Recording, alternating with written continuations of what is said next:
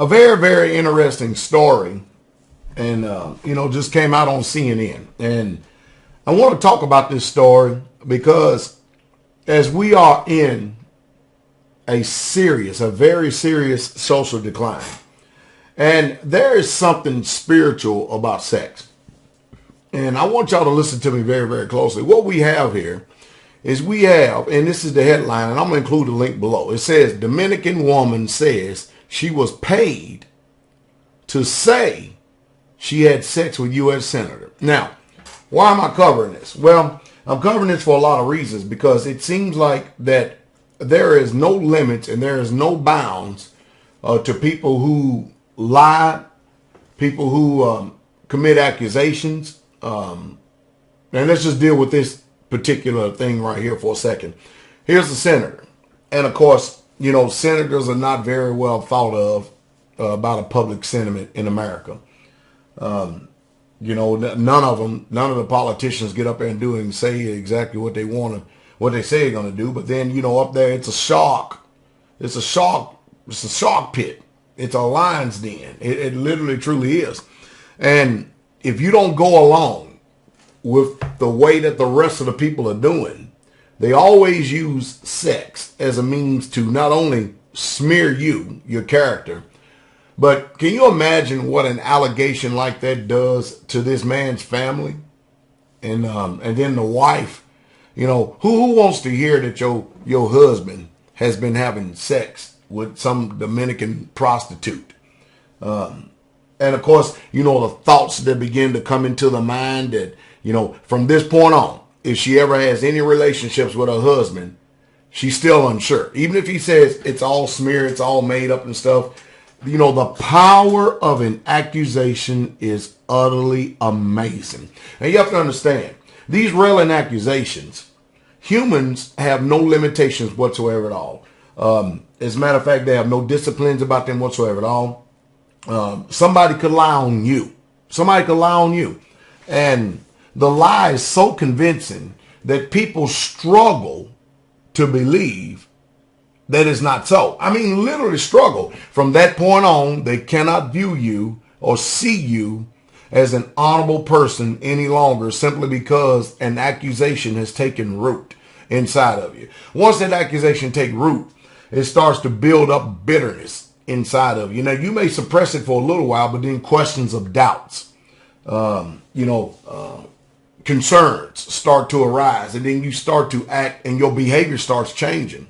It says right here in CNN, after asserting in a video that U.S. Senator Robert Mendez had paid for sex, Dominican woman now says that she was paid to make those claims and has never met the New Jersey Democrat, a court document says. Now, the damage is already out there and it's already been done. Suppose that his name is cleared. Anyway, are you following me?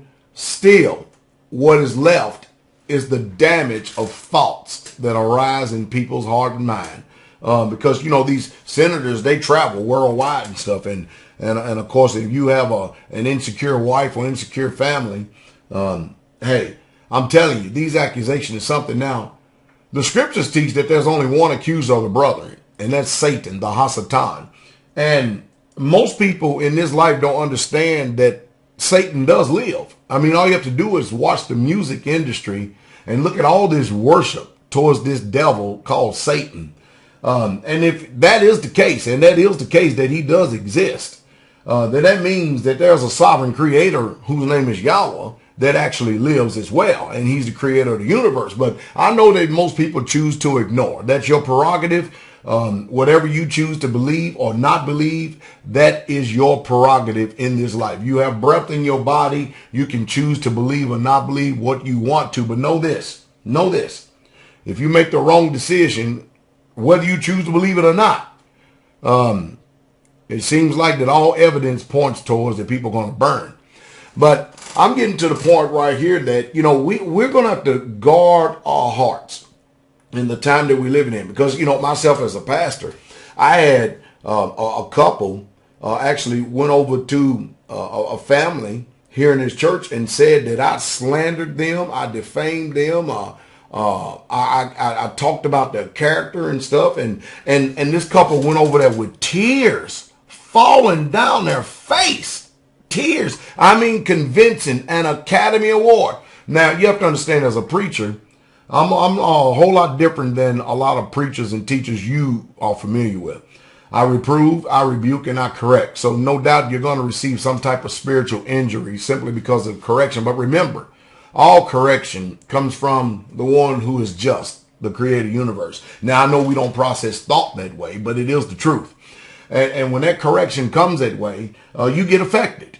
And if you have any root of bitterness that is building up against you, those walls, those invisible walls and barriers start to be developed. And as soon as you hear something that is less than favorable of the one who you should be loving, you're going to believe it. And if you believe it, it's going to injure you and it's going to hurt you.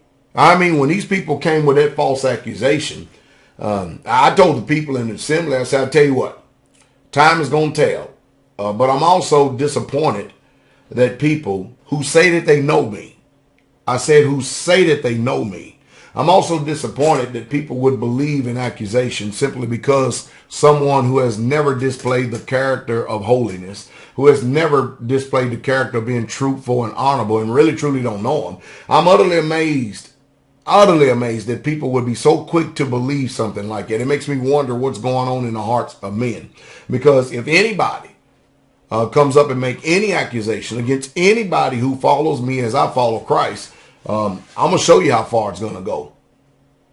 That's how far it's going to go. That quick. Because I'm not going to believe it. Because these people, I know them. I don't know the slanderer. I don't know the accuser.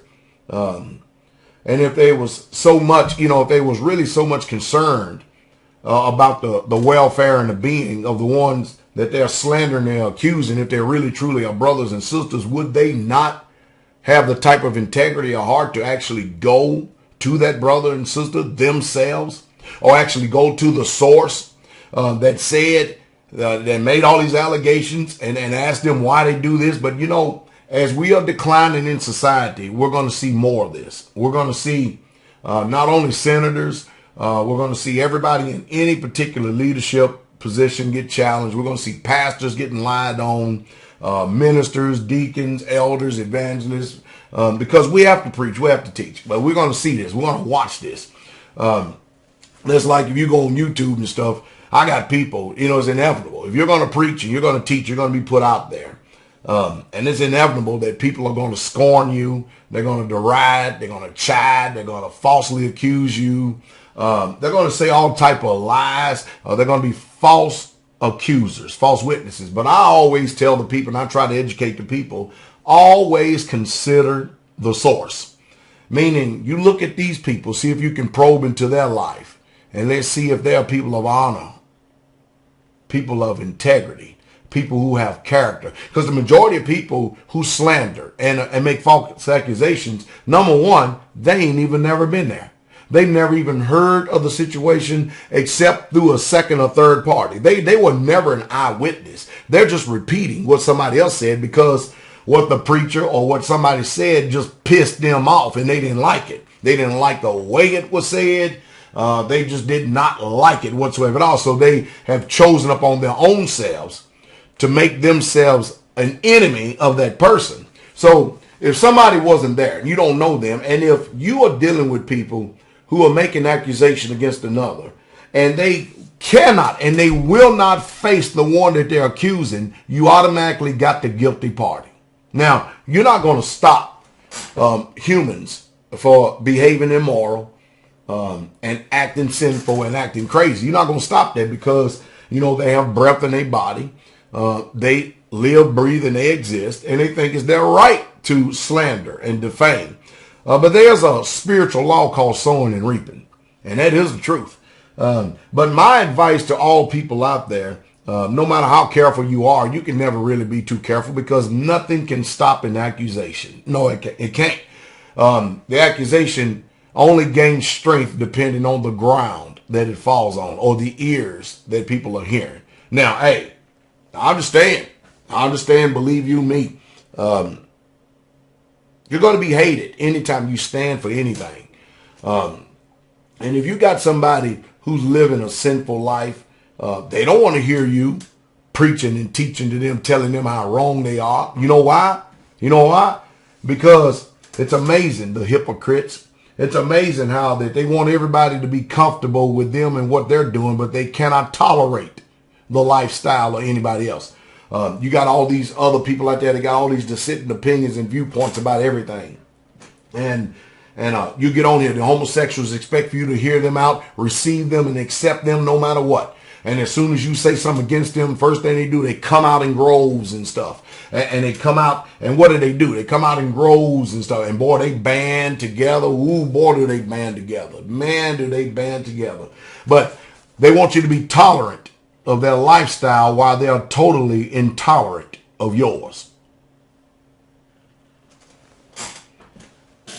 Listen to me very closely.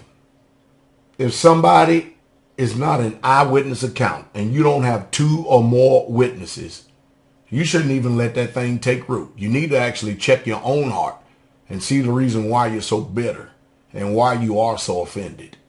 And that is the truth. And that's the truth. Straightway.